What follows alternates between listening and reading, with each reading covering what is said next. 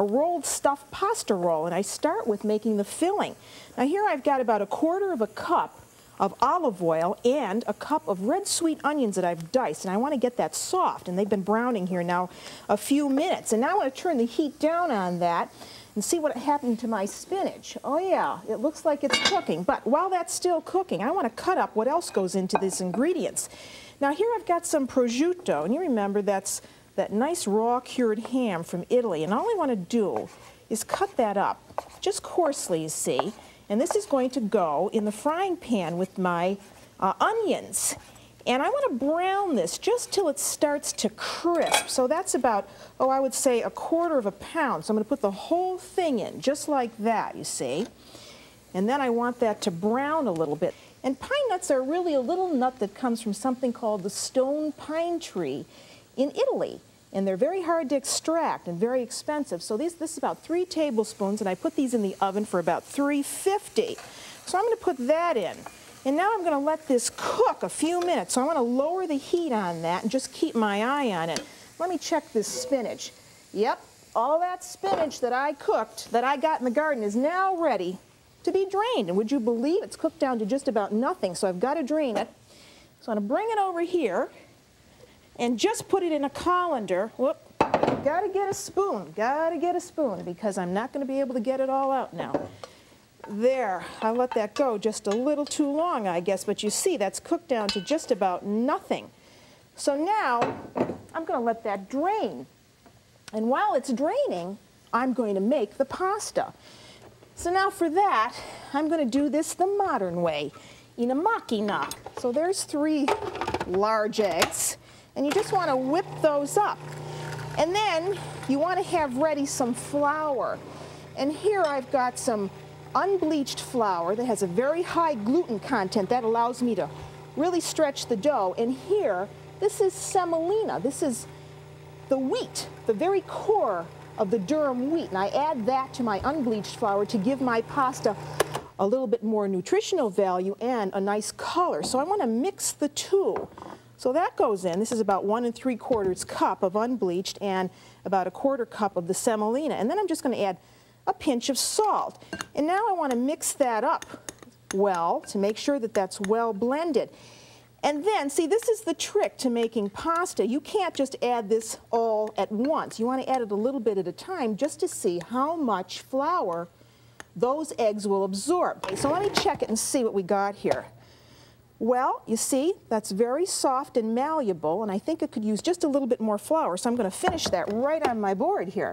So now after you've got all of your dough out, you see, then what you want to do is knead it. Your dough will look something like this. Now here's one that's been sitting around, and you see when you can do that, well then you're ready to roll. So now I've got to move some of this stuff out of my way.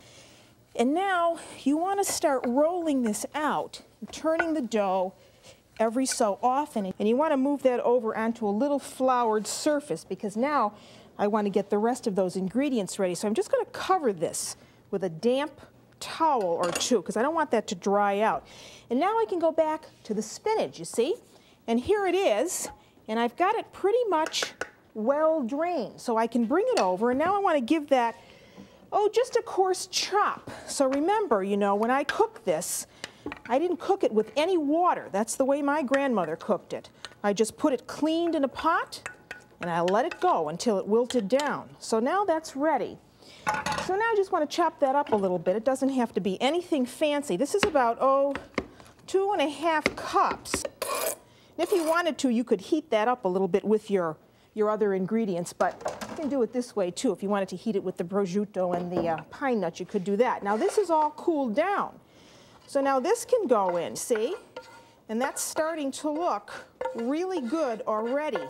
And the sauce is nothing more than some heavy cream. And here I've got 2 cups of heavy cream. And I'm going to put that in my saucepan. And then I want to add to that some mascarpone cheese. And now that's that sweet dessert cheese I'm always telling you about. You want about, 1/4 pound of that. So if you have good gorgonzola, this will come out wonderful. So now you want to put that in, you see. And now I'm just going to let that melt down a little bit, and I'll be checking that every once in a while. So now I've got to go back to my filling. So I've got my spinach, I've got my pine nuts, I've got my prosciutto. Now what else do I have to add to this? Well, I've got to put in more cheese. And here, you see, I have a few other things. A cup of ricotta cheese, and I let it drain. You see, I want all that extra water out of that because this has got to be fairly dry. So let it drain for a while, and then you want to put a cup of that in. And then, oh, I love nutmeg. And this is fresh nutmeg, you see. And I like to grate my own, and really, spinach and nutmeg just seem to have a wonderful affinity for each other. So if you don't like this, well, you don't have to put it in, but I think it really adds something to this dish. And then about 2/3 of a cup of grated, fresh grated Romano cheese goes in there. Does this look good already? You want to give that a little pinch of salt, you can, a little pinch of pepper. And then an egg, just to bind this all together. So 1 egg, just give that a quick little beat, and put that in. So that's all the rest of the ingredients that we're going to need for the filling. So now I can move this out of the way. And now what you want to do is really combine this well, you see. Mix this up right over the dough.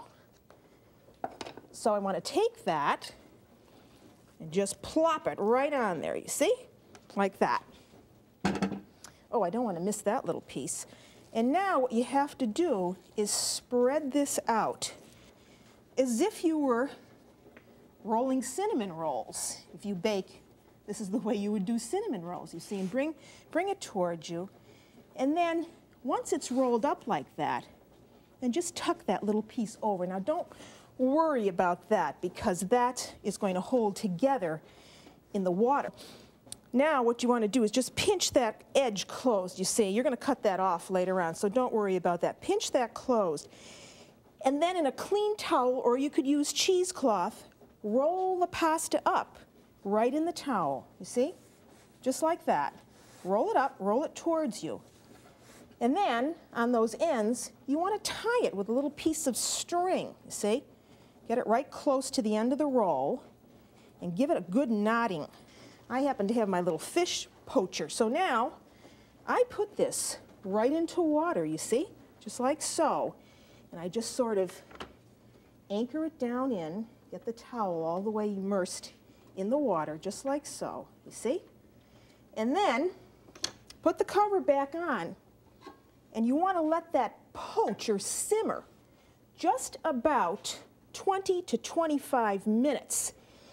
And then you want to take it out. And when it's cool, here it is. When it's cooled down, you see, then you can handle it. So let me get this out of the way. And now I have to take the string off, you see. So untie the ends like so. And now the moment of expectation, you see. Because now, you see, you can just unroll it like so. Take it off the towel. And now you have to cut this, and you want to put it into a bake dish. So get out a bake dish that you've lightly greased with butter. And then, I've got to get a clean knife here, cut off those 2 little ends that we had tied, where we had tied the string. And then start cutting, you see? And you see how beautiful this is? So let me do a couple more. Let me see where we are on this sauce. I think I'm going to have to turn this off now because it's just about ready. Okay, that looks good. So now what you want to do is bring over the sauce, you see? And you want to put on, I think I have time just to cut you a couple more because I want to fill that dish up, you see? Isn't this beautiful? This is a wonderful first course, or if you wanted to eat this as a dinner with a salad, it's fine too. So now, let me get this over here because it is hot. Bring this over, you see? Then take some of that sauce and just pour it right over the top. You want about half of it over the top. And now your oven is preheated to about 350 degrees, and you're just going to heat these until they're hot. So get the sauce over, save the rest, because you can pass that in a nice decorative little dish at table when you're ready to serve this. And then give it a good dousing of more Romano cheese. You see, we've used several cheeses in this recipe today. So there, that's ready to go, uncovered in the oven. So in it goes for about 20 or 25 minutes until it's hot. And when they're cooked, they will be smelling wonderful, and they will look just like that. So there you have it, rotolo di pasta.